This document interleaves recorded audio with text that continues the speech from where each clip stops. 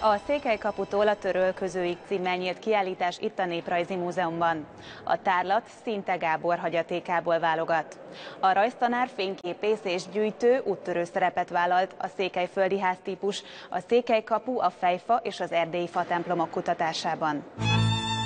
A kiállítás egyik legérdekesebb eleme az az installáció, amelyet a legrégebbi Székelykapu elemeit felhasználva építettek.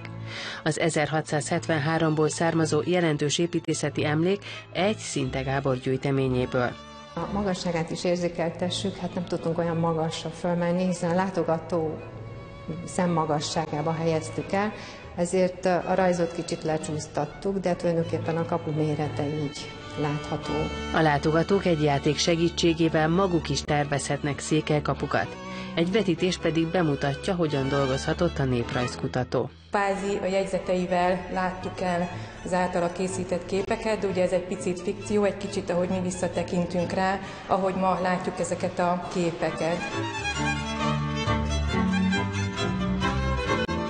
A tárlat emellett válogat abból a körülbelül 300 fényképből és közel 100 rajzból is, amelyet 1900 és 1913 között készített Szinte Gábor.